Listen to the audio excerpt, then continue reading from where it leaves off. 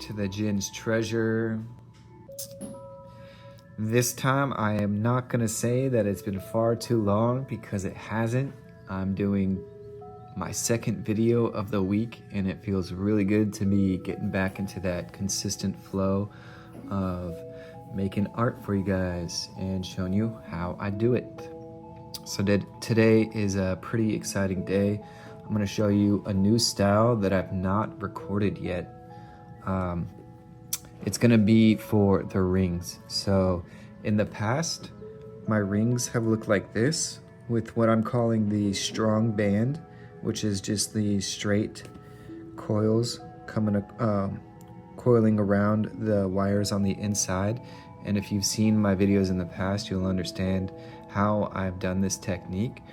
What I'm going to introduce you to today is what I'm calling the woven technique. So as you can see, there's 2 and 2, and they are weaving in and out of each other.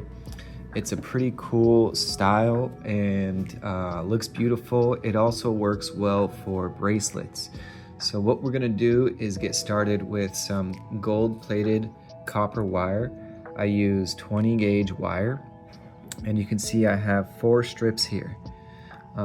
They are just arbitrarily selected at length to be 4 that are more or less the same size. This is just like scrap wire left over from some pendants that I've made in the past. We'll go ahead and measure them out just to get an idea. First, we're gonna wanna bring them all to the same height and to get an accurate measurement. And you can see they're gonna fall between 10 and 11. So about 10 to 11 inches of wire for each of the 4 20 gauge wires. And then what we're gonna do is attach this little charm here, this gold-plated cross charm, to do like a cross ring. So this is gonna be an example, is this butterfly. Obviously it's not gonna be a butterfly, it's gonna be a cross. But this butterfly ring is going to be very similar to what we're creating today. And with that, let's get into it. Okay, so the first thing I want to do is kind of push. You could see how they're not all at perfectly the same length, and that's okay. What I want to do is just kind of make sure that they're balanced out. So if this is the long wire coming out top here, it's also going to be the bottom long wire, and we're just gonna divide them into 2 for right now. And the trickiest part is getting started. So we're gonna do like a X. So you can see there's 2 coming out on that end, and then 2 coming with the cross, the X in the middle. And we're just gonna bend these ones that are coming over the top here. So we'll bring it a little bit closer. You can see these are the top 2 wires, and we're gonna bend those downwards, which means that these 2 that are the under wires, we're gonna bend them a little bit upwards. Just a little bit, doesn't have to be dramatic, but that kind of helps set for what's gonna happen next. So if I twist it this way, or if I just change the angle, I'm not twisting anything. But I'm gonna end up bending these 2 wires over to the right, and then these wires that are coming up the top are just gonna bend over to the left. And then I'm just gonna kind of stamp that down with my thumb, between my thumb and my pointer finger. And then we're going to repeat that process, only now these that were the ones that were pointed upwards, they are coming over the top, so therefore they go down. And then these ones that were underneath, they are up, they are bent up. And then we're going to repeat that process. So these ones swing over to the left, and these ones swing over to the right, and then we stamp that down. Now for the big reveal. Look at that. Look at that pattern we've created. Super easy, super elegant design. And we can balance it out by switching over here on the other side. Want to maintain that balance. So these ones will fold down, these ones will fold up and over to the left if we're looking at it this way, and then the ones that are down are gonna go to the right. And then we stamp or press that down. And we want to make sure, the most important thing is that these 2 wires, that they maintain a flatness that they don't get twisted, and then as well that when they're coming around that they don't get twisted as well. That's the most important part, and perhaps the most difficult part of this super simple, super easy process.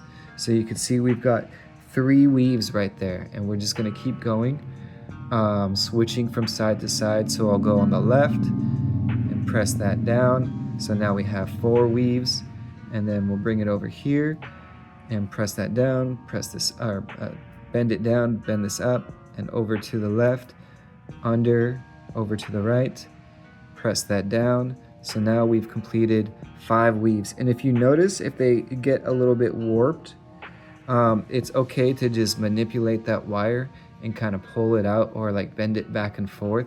That will kind of help maintain a flatness. If you're noticing that, like for example, if it's coming out like this, there's no reason you can't just twist or bend and manipulate the wire so that it's nice and straight. You definitely want it to be straight.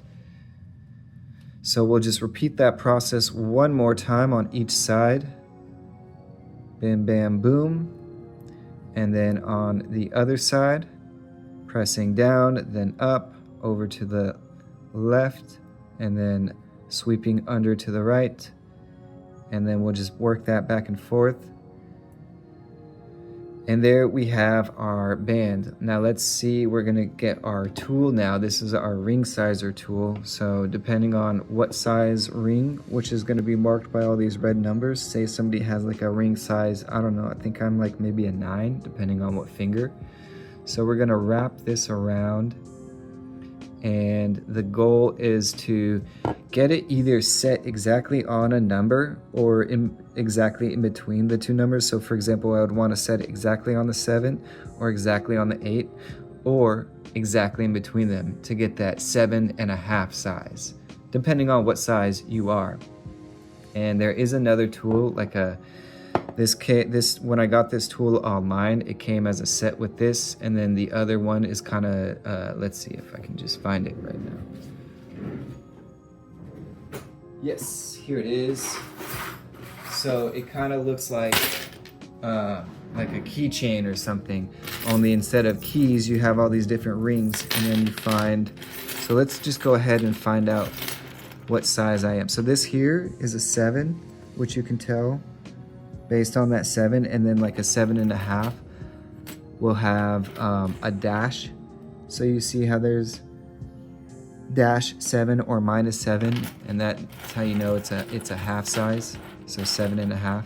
And let's pretend that that's what fits my finger there. So we're gonna go for a 7.5, and you can see that the wires, or the woven portion, doesn't quite make it all the way around. So that just means that we're gonna do one more weave on each side. So, sorry about that, disappeared real quick, but in the blink of an eye, you didn't even notice. All right, let's continue. So like I said, we're gonna do one more weave on each side, and hopefully that comes to be exactly at the 7.5 mark, or, well, I'll show you what I mean. It's not gonna be, we don't want it to go all the way around the thing, all the way around the, I should learn the name of this tool, but the ring sizing tool, because we wanna leave a little bit of a gap so that we have some space to work with to set that ring, or that charm on top. So here we go, we're placing it in, and basically where this threshold is, so like on that side and that side of where all these numbers are, you see this indentation or this groove, that's kind of more or less where we want to stop, which is, if we were going for a size 7, it's about right there. Let's do that. We'll just do a size 7 ring. So as you can see, by wrapping it around the tool, it's already kind of created this perfectly circular half arc, or a little bit more than a half arc. So now what we're gonna do is just fold. It's kind of, I think of it like a drawbridge, right? So you have these 2 wings on this side and the other 2 wings on that side, and they fold down on each other, but they fold in such a way that there's 2 on the inside and then 2 on the outside, right? So what we're gonna do is imitate what my fingers just did there, making sure everything lays in the place that it's supposed to. And you'll know it's right because what you'll end up having is this diamond shaped window that has some really nice symmetry, right? So you can see this folds over that one, but then on the other side it folds under, right? So on this side it's folding over the top, and then on this side folding under. So you want to maintain that symmetry. It's more for the aesthetics than anything else. You might not even notice, or you know, unless you're looking too closely. But honestly, go for gold, right? Pun intended. So now what we're gonna do is take our charm and just rest it right on top of that diamond window. Now crosses are really easy charms to work with because of the shape that they are. So what I want to do is carefully weave this around, and then also with that loophole, I want to try to aim either this side. It doesn't matter what side, either this side or this side, but you want to try to get 2 of these wires to weave through that charm hole. And you might even need to grab a pair of pliers to successfully steer them through.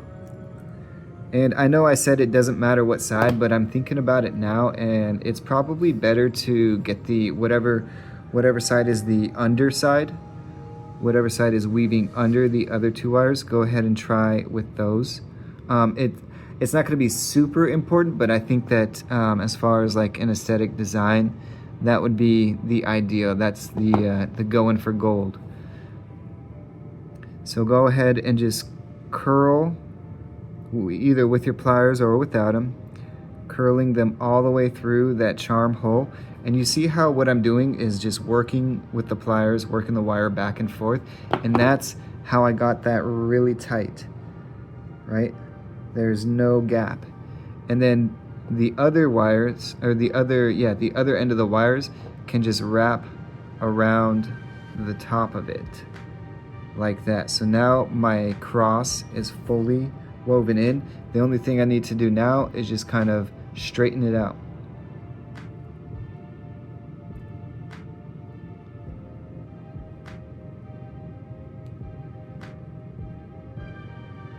The other thing too that I forgot to mention before is that you generally do want to have an overestimate the amount of weaving that you're doing for the band, because sometimes a bit of that length does get eaten into this when you're tightening it.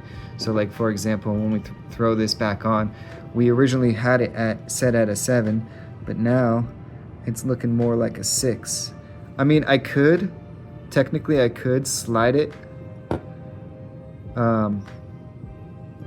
all the way down to a 7, but it just potentially is gonna create too much tension on the wire itself. So now I noticed my cross is a little bit off skew, and that's because I neglected to get these last 2 wire tips to wrap around, just like these 2 came around the top. These 2 should have came around as well, and so that's why the cross is getting twisted off skew. So let's go ahead and fix that by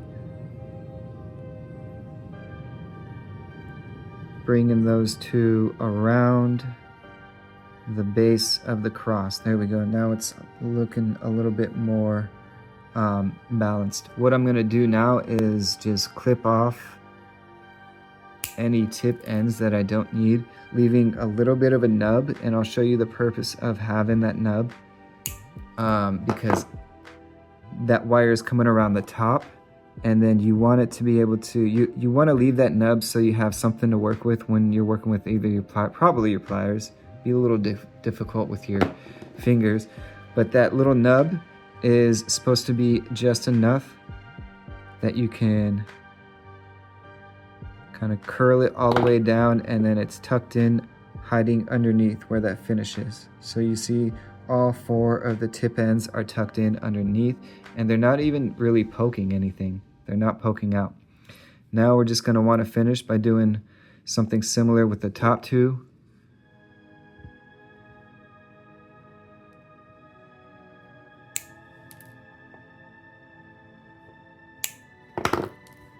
And then again, generally I like to use the flats, but if you don't have them, the needle nose are an acceptable backup. And you're just gonna kind of pinch and fold those tips so that they're not poking anything as best you can. All right, so now we have our cross is fully attached. We're just gonna slide this back on and then keep it straight. So it's becoming more of like a 6.5. We'll see if we can slide it all the way to a 7. And it looks like we were almost there, and that's okay.